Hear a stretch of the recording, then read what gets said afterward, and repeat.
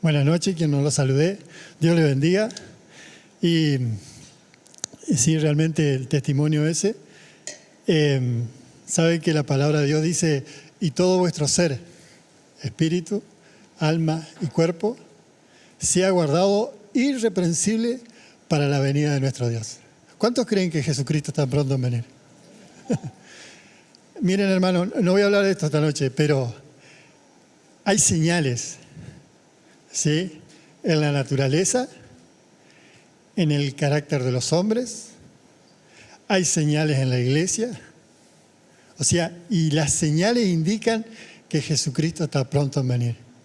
Entonces, estas reuniones, esto de poder juntarnos, aparte de congregarnos en el templo y de celebrar los cultos, el hecho de poder reunirnos en nuestras casas, poder fortalecer el espíritu, es ahí en el mano a mano donde por ahí nos sinceramos, podemos sanar heridas del alma, ¿sí?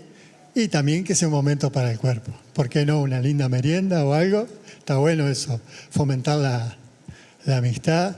Todo eso hace que nuestro alma, espíritu y cuerpo sea guardado irreprensible. Así que la felicito, hermano, y es un desafío para cada uno de nosotros. Si ustedes quieren buscar en la palabra de Dios, en Hechos capítulo 16, quiero leer una porción aquí. Hechos 16, leo del 6 al 10, perdón, del 6 al 16. Y dice así, un pasaje conocido. Y atravesando Frigia y la provincia de Galacia, les fue prohibido por el Espíritu Santo hablar la palabra en Asia. Cuando llegaron a Misia, intentaron ir a Bitinia, pero el Espíritu no se lo permitió.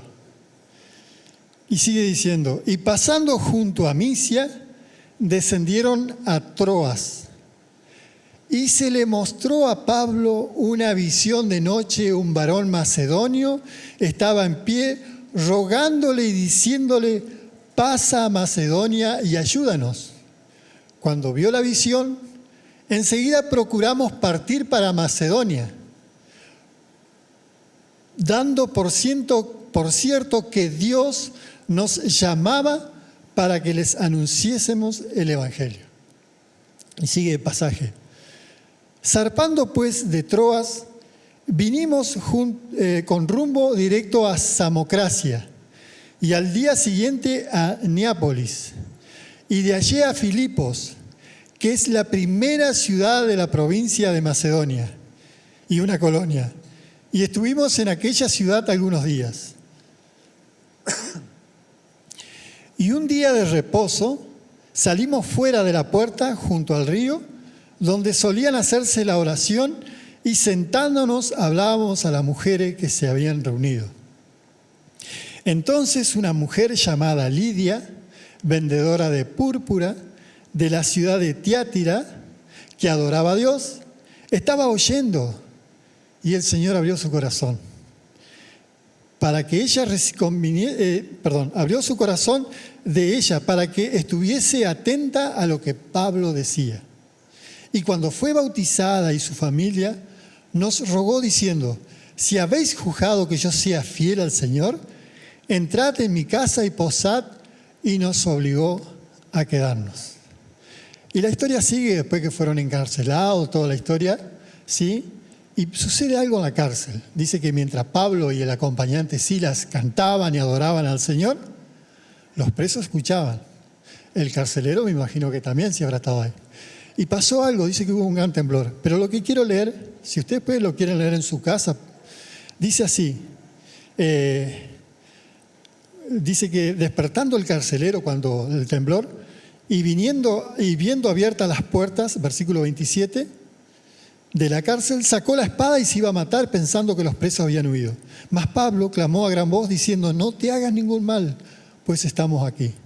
Él entonces, pidiendo luz, se precipitó adentro y temblando se postró a los pies de Pablo y Silas. Y sacándoles les dijo, me gusta esta palabra, señores, dice, ¿qué debo hacer para ser salvo? Y ellos les dijeron, cree en el Señor Jesucristo y serás salvo tú y tu casa. Y le hablaron la palabra y después vemos que ellos se bautizó el carcelero junto a toda la familia. ¿Sí? Hasta aquí la palabra en Hechos de los Apóstoles. Y si ustedes me quieren acompañar, un solo versículo, Primera de Tesalonicenses. Ya acá hay una iglesia formada, tenemos ahí las bases, ahora hay una iglesia formada, Tesalonicenses.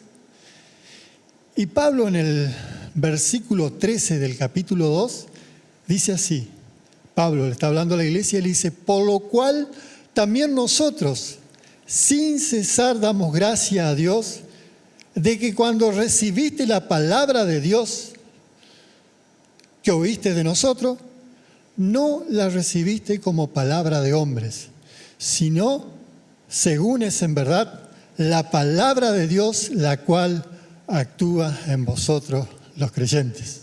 Hasta aquí la palabra. ¿Sí? Voy a decir algo obvio, pero como introducción.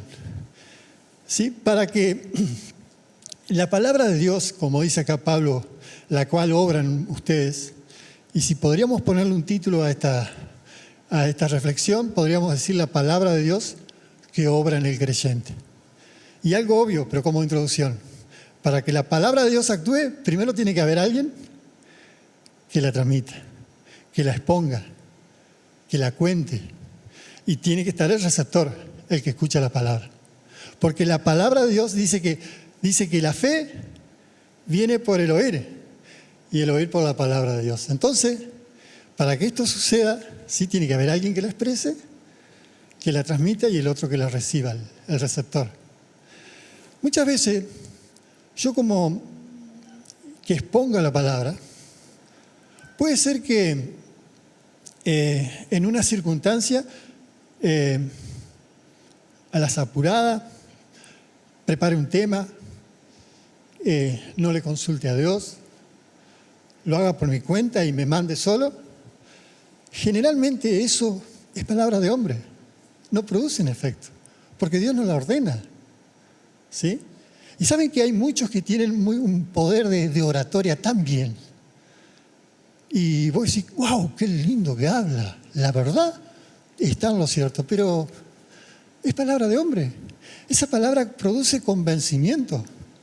Y saben, hay cantidades de personas o hermanos que están convencidos, que saben, que le han transmitido la palabra, pero no llegó a más nada. Pablo acá está hablando que él dice se propuso ir a Asia, porque en Asia también había mies para cosechar. O sea, había personas que iban a recibir la palabra y Pablo quería ir ahí.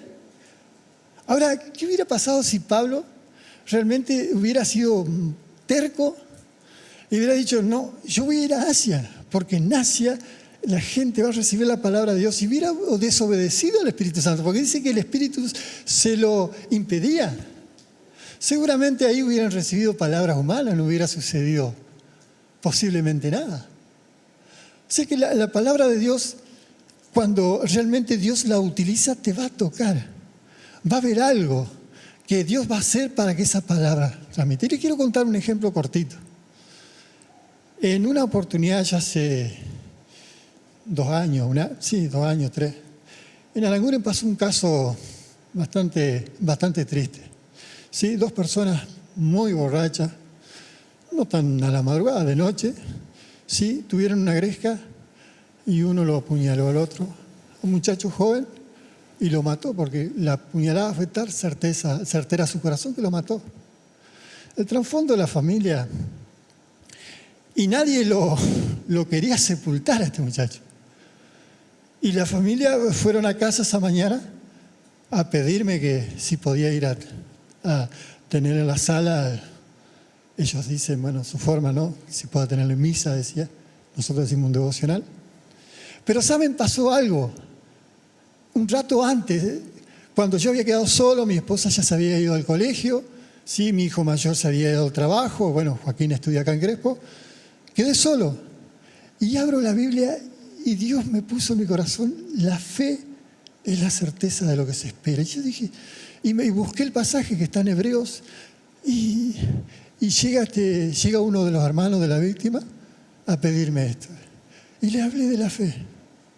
Y saben, le hablé porque, hermanos, cuando uno está en una situación ahí, uno no puede mentir, pero tampoco puede ser cruel, porque uno sabe la verdad. Pero en eso son situaciones muy delicadas. Hay una madre destrozada que meses antes se le había suicidado un hijo menor que el que ahora estaba.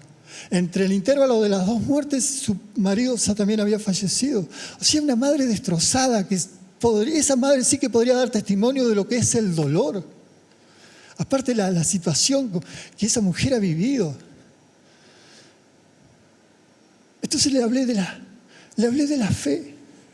Le hablé de vivir con esperanza. Que viva con esperanza, que viva su vida de tal manera que tenga fe. Porque la fe es la certeza de lo que espera, que ella tenga la certeza en ese Dios de amor, de misericordia, que aún en el último segundito de vida, aún con esa borrachera encima y no sé, pero eso se encarga Dios, no nos corresponde a nosotros decir qué va a pasar, qué va a ser su futuro, no nos corresponde. Nosotros nos corresponde transmitir esperanza, transmitir una palabra de fe para que se aferren y puedan seguir adelante. Entonces, la palabra de Dios, cuando Dios te la da y la transmite, produce algo. Miren acá el ejemplo que tenemos. Acá había una mujer, Lidia, que ella iba a adorar, se reunía a adorar. ¿Por qué? Porque ella tenía conocimiento de un Dios. Sabía que había un Dios y lo adoraba porque estaba convencida de ese Dios al cual adoraba.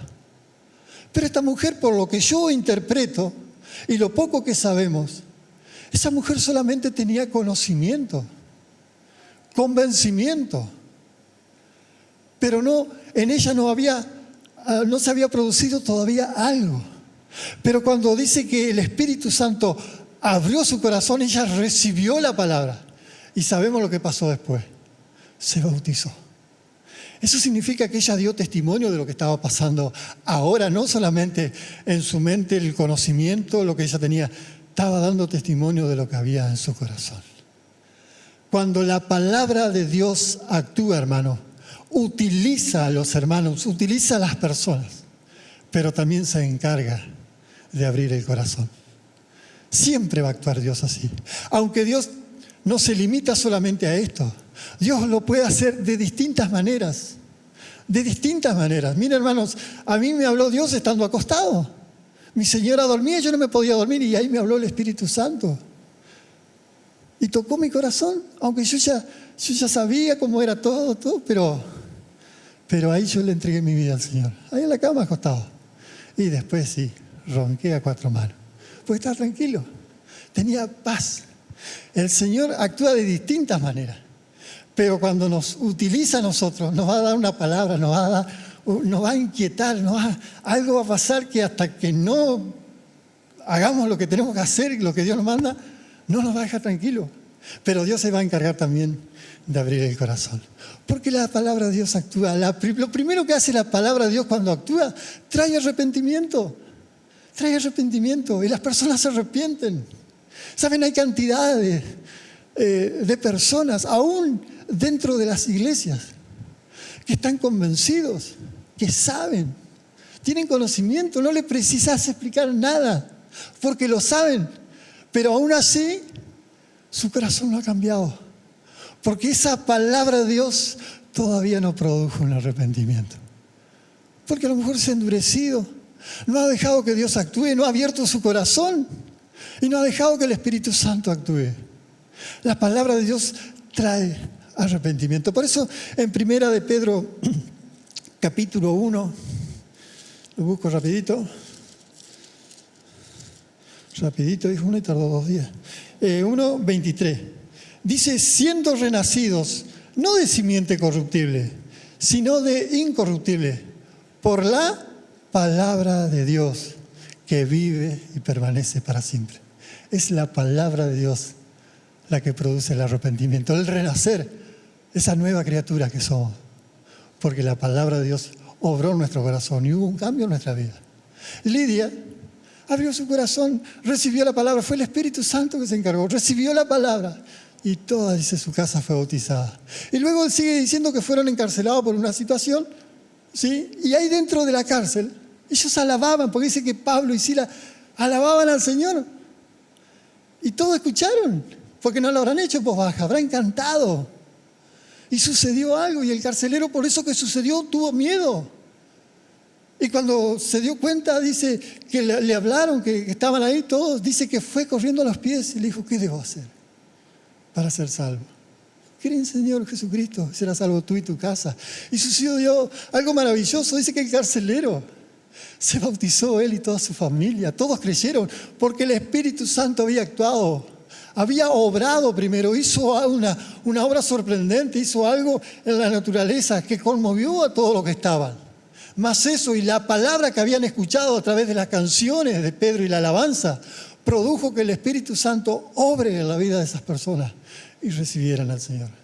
La palabra del Señor trae arrepentimiento.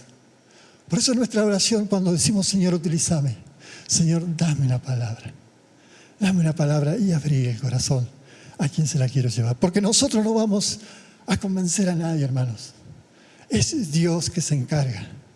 Por eso le decía hoy, puedo ser muy elocuente para hablar, puedo tener las mejores palabras, un mejor discurso, pero no va a producir nada si eso no está respaldado y acompañado por el Espíritu Santo. Habrá una simple palabrita guiada por el Espíritu Santo. Hermanos, hace una obra maravillosa. Hay testimonios de personas que están solas por un pequeño actito, una pequeña palabrita que escucharon. Dios tocó su corazón y dice que abrió. Dice que había una oportunidad, una persona que lo invitaba a una campaña evangelística y le gustaba tanto la alabanza, pero no quería escucharlo al pastor que predicaba. Entonces la alabanza él se recopaba y cuando llegaba la prédica se tapaba los oídos. Y lo hizo, eran 3 noches la campaña. Las 2 noches lo hizo, la tercera noche también lo mismo. Y ya él parecía que iba a zafar. Pero saben que cuando estaba así con las manos en sus oídos, andaba un mosquito dando vueltas y justo vino y se le asentó la nariz. Y cuando hace así para pegarle al mosquito, dice que el que estaba predicando dijo, Dios te ama. Fue un flechazo a su corazón. El Espíritu Santo se encargó de obrar. Y dice que a partir de ahí, dice que se inquietó tanto, algo estaba que dice que entregó su vida al Señor. Testimonios hay de sobra. El Espíritu Santo se encarga de eso. Pero por otro lado también, la palabra de Dios, hermanos, trae libertad. Y esto es maravilloso. Y saben que yo por ahí, a veces me pasó, yo siempre por ahí leía San Juan capítulo 8:32, donde dice, conoceréis la verdad y la verdad te hará libre. Y a veces declarábamos esta palabra hasta como parecía algo mágico. Escuchamos la palabra y la palabra nos hace libre. Pero nada más lejos que la verdad. O sea, este versículo por sí no produce nada, ni un efecto en nosotros. Porque Jesús cuando dice esta palabra previamente dijo, si permanecen en mi palabra, conoceréis la verdad y la verdad los va a hacer libre. Y saben, hermanos, que también en San Juan capítulo 14:6 dice, yo soy el camino, soy la verdad y soy la vida. Hay un versículo que dice así, San Juan 14:6. Y saben que hay personas que tienen un camino en la vida, pero no andan en la verdad. Y hermanos, el hecho de no permanecer en la verdad hace que no estemos atados, hace que nos inmoviliza. Porque es la verdad, cuando actúa en nosotros, que es la palabra de Dios, va a traer libertad. Trae libertad. Hay personas que viven atadas porque no quieren llegar a la verdad. Tienen un camino en la vida, pero no andan en la verdad. Y la verdad cuando actúa trae libertad. Y la palabra de Dios se expresa de tal manera, hermanos, y es tan maravillosa. Encontramos tanta verdad en la palabra de Dios, que cuando nosotros transitamos en ella y no nos salimos de ella, no nos vamos a guiar por pensamientos equivocados, porque muchos Saben que seguían por, no, pero yo creo que esto es así. No, yo pienso que es así. Y así transitan en la vida. Pero cuando llegan a la palabra de Dios se dan cuenta que lo que pensaba, lo que yo creía, no es tan así. La palabra de Dios tiene otra cosa, pero como nos confronta y como cuando llegamos a la palabra nos vemos tal cual somos, porque es como un espejo. Y a veces puede ser dura para nosotros, pero vemos que tiene un final de bendición para nuestra vida. Porque esa verdad que nos confronta nos hace ver tal cual somos. Y cuando llegamos a Dios y queremos ocultar eso, caminamos un camino que no andamos en la verdad. Sigo manejándome, no, porque yo pienso que esto es así. Miren, hermanos, en el mundo o en las iglesias está lleno de opiniones. Opinadores hay una cantidad. Y muchas veces cuando hacemos caso nos pueden desviar del camino. Pero cuando nosotros transitamos y nos aferramos a esa verdad, que puede ser a lo mejor momentáneamente o transitoriamente, puede ser dolorosa, porque nos va a decir y nos va a decir qué es lo que nosotros tenemos que cambiar, que tenemos que dejar, qué cosas tenemos que seguir. Y a veces estamos tan aferrados a cosas que nos duele dejarlas. Pero cuando la palabra de Dios nos confronta, cuando nos confronta de verdad, y cuando empezamos a caminar un camino de obediencia, a seguirla y nos basamos en la palabra de Dios, y esa verdad comienza a no ser tan dura, comienza a ser palabra de bendición. Porque nos damos cuenta que muchas veces esas cosas que nosotros estábamos aferradas, esas opiniones que creíamos que era verdad, nos damos cuenta que nos tenía totalmente en otra cosa, alejados totalmente de la verdad. Pero hermanos, cuando andamos a la verdad, las cosas cambian. Hay un camino de bendición. Y cuando la bendición de Dios se expresa en nuestra vida, hermanos, y caminamos a la verdad, no importa qué puede estar sucediendo a nuestro lado. Somos bendecidos porque tenemos la verdad nosotros y tenemos el autor de la verdad, que es Jesucristo. Y con Él lo tenemos todo, hermanos. Nos acompaña, nos guía, nos acaricia, nos consuela, nos trae fuerza. Mire, hace tantas cosas que da gusto caminar en la verdad, aun cuando pueda ser dolorosa.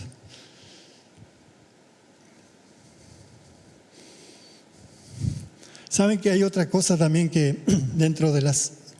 Por ahí he escuchado muchos que dicen, sí, anda ahora en el mundo, pero él aceptó al Señor, es del Señor, es salvo.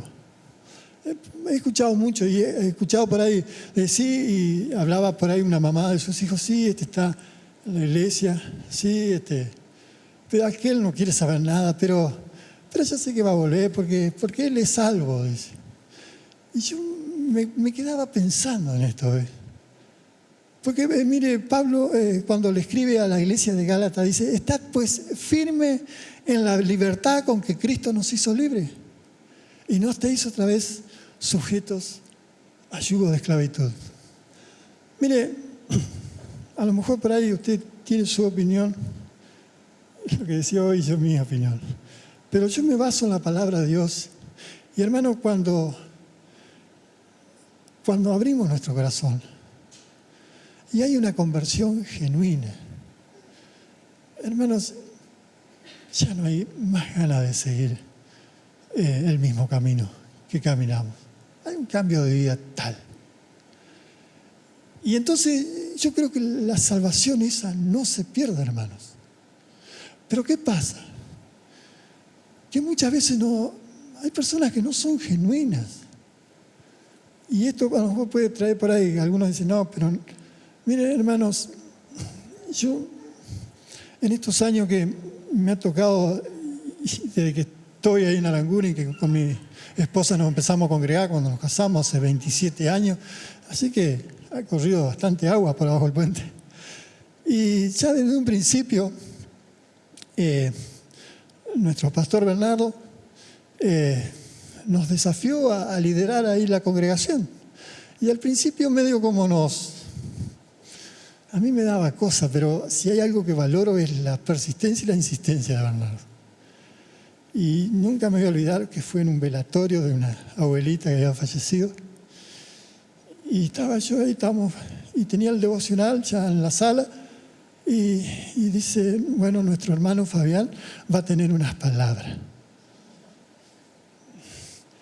Mire, hermano, capaz que hice una guasada, pero nunca envidié tanto a la abuelita como ese día. Mire. No sabía dónde meterme. Y tragaba en seco. Y bueno, pero fue quien me guió para que yo pueda estar acá. O sea, es el Señor que obra. Y todo este tiempo, miren, hermanos, han pasado tantas personas allí.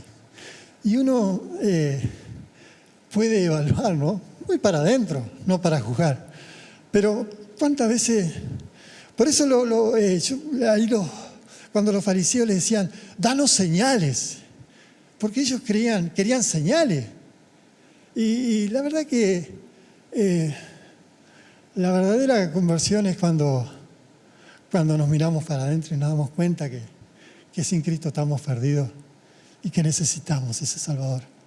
Y cuando Jesús entra, cambia nuestra vida, que mire, errores hay cantidades, de sobra tenemos.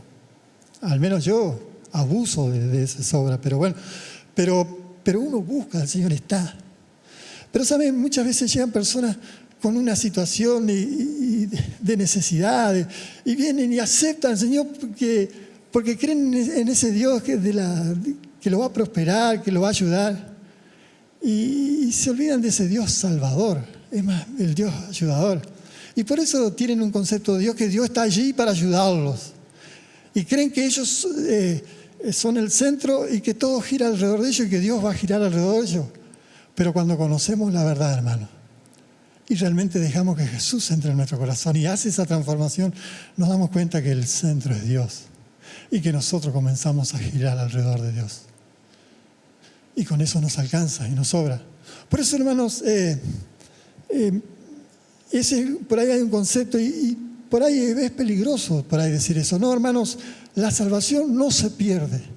Tengamos cuidado con esto, porque hay cantidad de versículos donde nos hace abrir los ojos. Mire, yo entre que algunos que sostienen que la salvación se pierde y otros en que la salvación no se pierde, yo me paro en el medio. Vivo con temor. Como dice el salmista, dice, enséñame a contar los días de tal manera que traiga sabiduría al corazón. Para la sabiduría, el principio de ella es el temor a Dios. Entonces yo debo vivir la vida con temor. Pero por otro lado, vivo tan agradecido que soy salvo. No por lo que yo sienta, no por lo que yo diga, no por mi entorno, sino por lo que Dios dice. Y cuando Dios dice que murió por nuestros pecados, son los pecados pasados, presentes y futuros. Por eso el cristiano genuino viene a los pies del Señor cuando se da cuenta que metió la pata y pide misericordia. Y Dios se la da. Dios se la da. Por eso, hermanos, ese concepto de pase lo que pase, yo ya soy salvo, no es tan así, hermanos. Yo creo que tenemos que tener cuidado. Y otra cosa que también Jesús dijo, yo he venido para que tengan vida y vida en abundancia. ¿Sí? Miren, podemos hacer este ejemplo, permítanme. En una sala de terapia intensiva puede haber una persona por X motivo que está en estado vegetativo. ¿Sí? Yo le pregunto, ¿está muerto? Tiene muerte cerebral, pero no está muerto. ¿No? Pues si no, ¿sí? Ahora, y otra persona como nosotros, por ejemplo, que estamos celebrando esta noche este culto, no nos podemos comparar con esa persona que está en estado de coma, no sé cuánto, que es el más crítico, ¿sí? Bueno, en lo espiritual pasa exactamente lo mismo. Yo puedo tener vida y decir que yo tengo vida espiritual. Yo soy salvo, yo ya acepté al Señor, pero ya con eso basta. Hermanos, espiritualmente estoy al borde de la muerte. Pero en cambio el que se aferra a la palabra de Dios, que anda en la verdad de Dios, tiene vida y vida en abundancia, porque recibe todo lo que Dios tiene para su vida.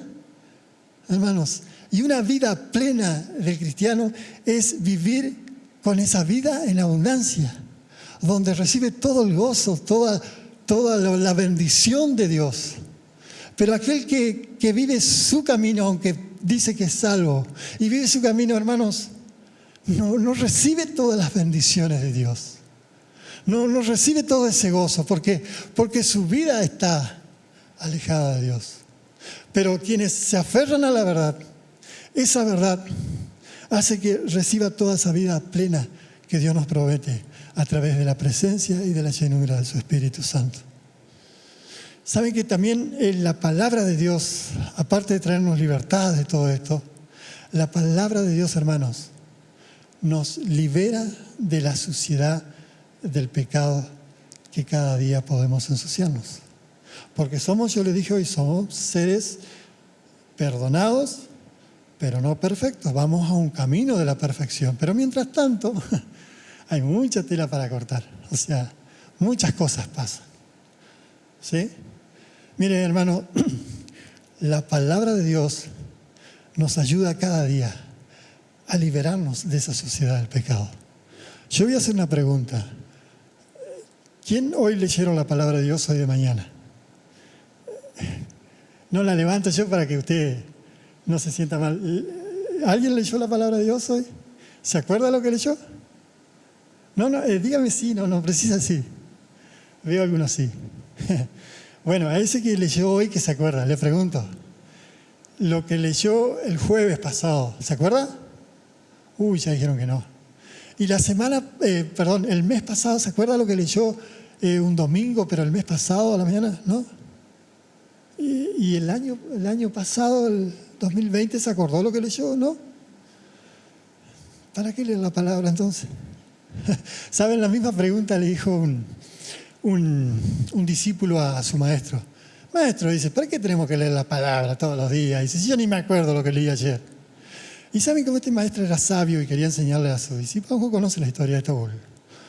O el cuento, no sé si es cierto, ¿verdad? Pero trae una gran enseñanza. Dice el maestro, agarra esa canasta, dice. Saca todo lo que está dentro de esa canasta. Dice, andate al arroyito allá abajo. Llenala de agua, dice, y tráemela. Y lo miró el discípulo, pero se le voló pero le piantó un pajarito al maestro. Pero bueno, como era su maestro y había un gran respeto y era imposible decirle no, fue y lo trajo. Y cuando llegó, claro, todo el agua se había salido porque era una canasta de esas de mimbre, ¿viste? Hacelo otra vez, dice.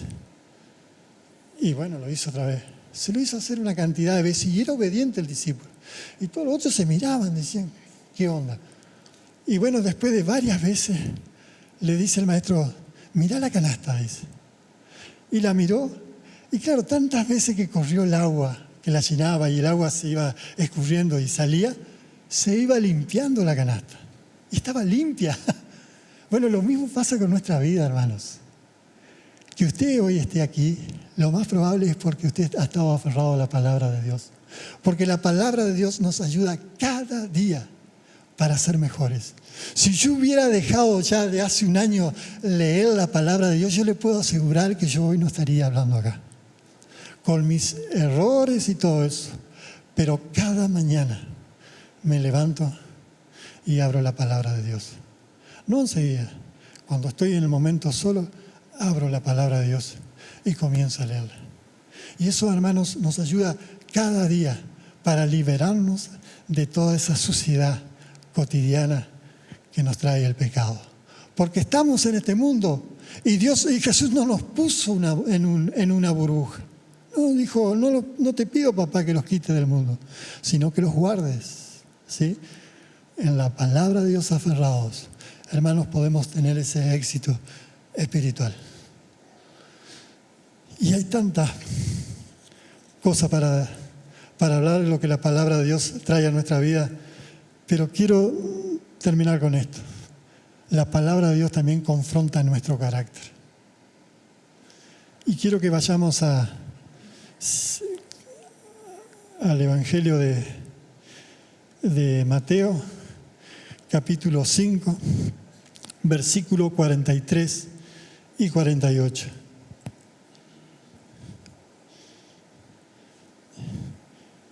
Y dice Jesús, oíste que fue dicho, amarás a tu prójimo y aborrecerás a tu enemigo.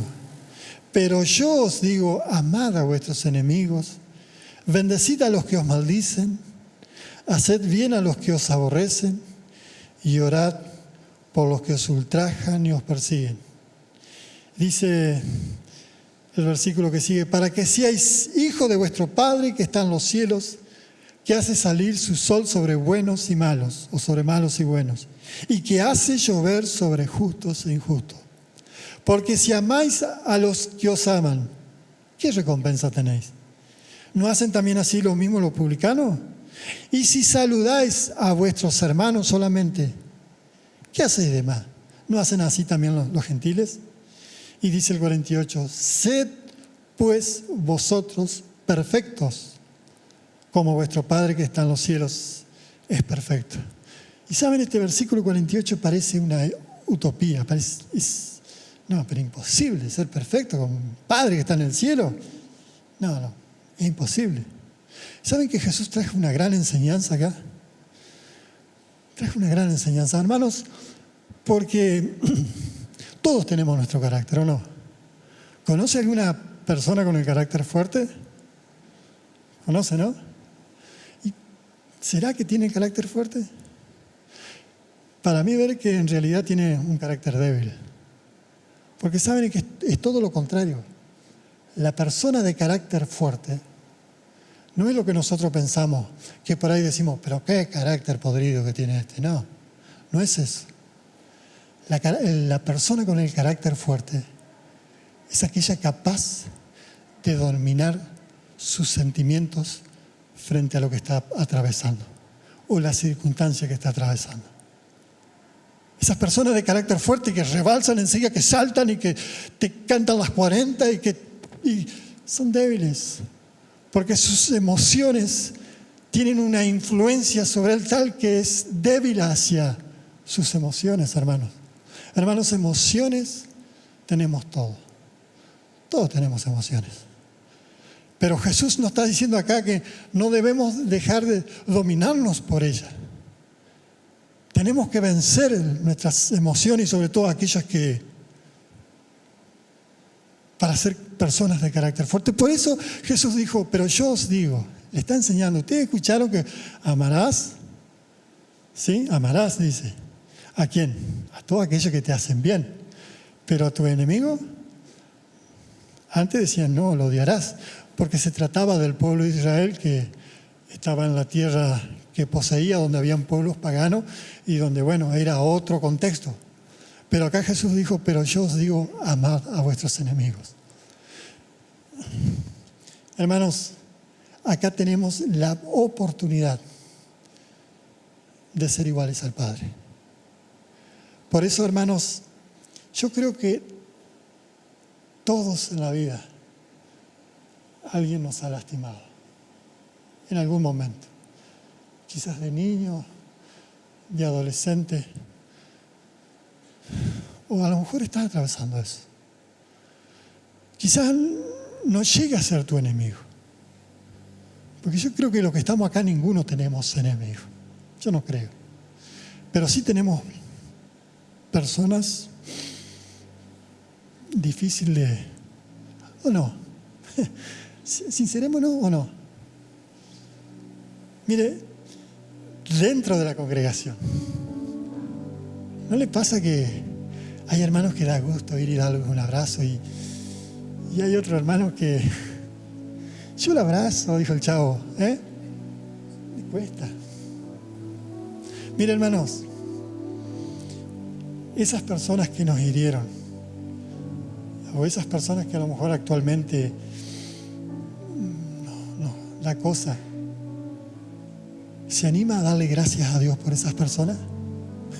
¿Se anima a darle gracias? Y va a decir, pero estás loco. Quiero decirte que esas personas es la oportunidad que tenemos para ser iguales a Dios. Por eso Jesús dijo, amarás a tus enemigos. Que podamos ser como Jesús, salvando la distancia.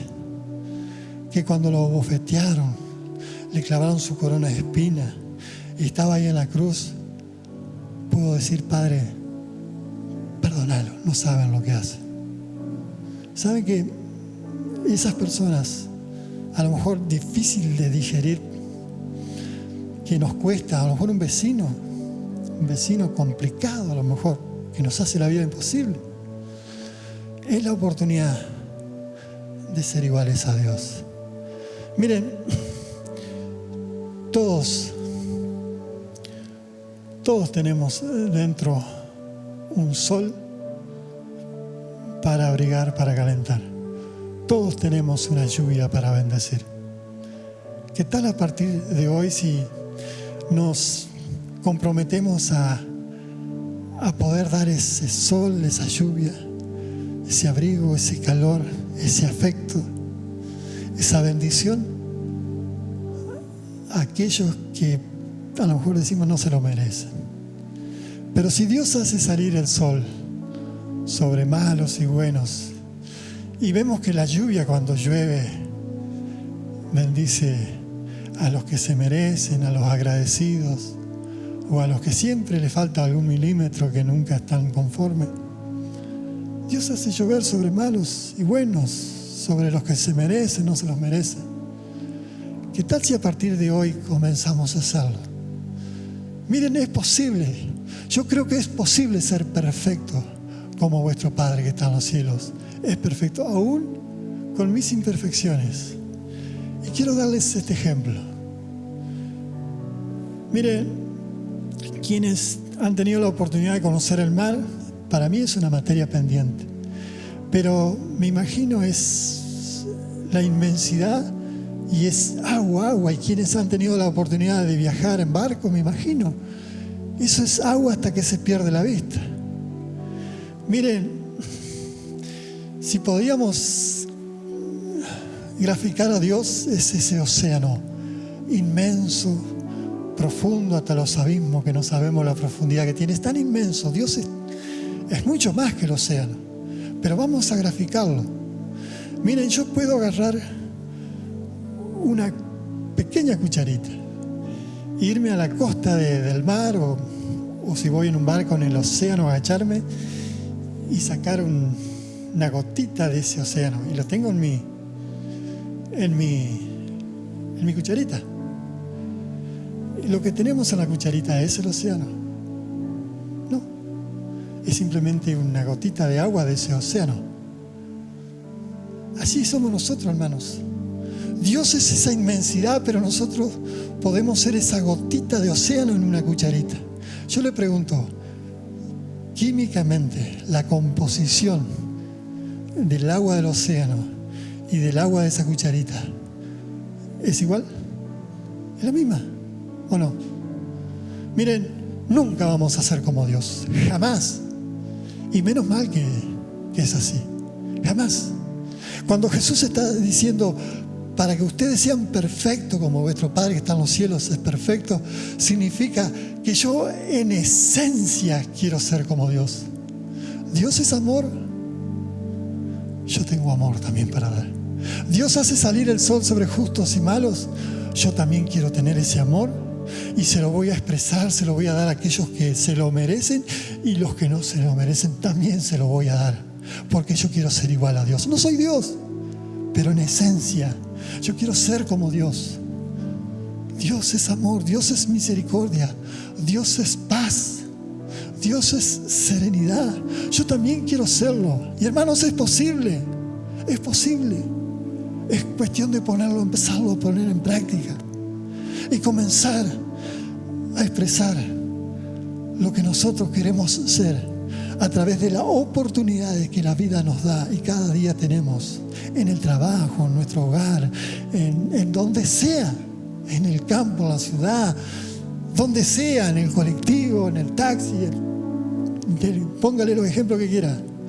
Ahí tenemos la oportunidad de ser perfectos como vuestro Padre Celestial es perfecto. Pero para eso tenemos que ir a la palabra de Dios. La palabra de Dios nos desafía, confronta nuestro carácter y nos confronta porque Dios quiere que seamos igual a Él. Mire, qué padre no se alegra si su hijo, o qué mamá no se alegra si su hija viene y le dice: quiero ser como vos, papá. Quiero ser como vos, mamá. Nos morimos de ternura si nos hace eso. Imagínense en Dios, que podamos tomar el desafío y decirle: papá, papá, en el nombre de Jesús, quiero ser como vos.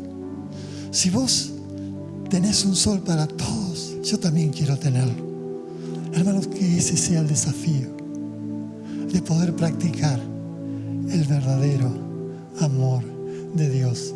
Y para eso es la palabra que nos desafía. Yo le invito a que nos pongamos de pie.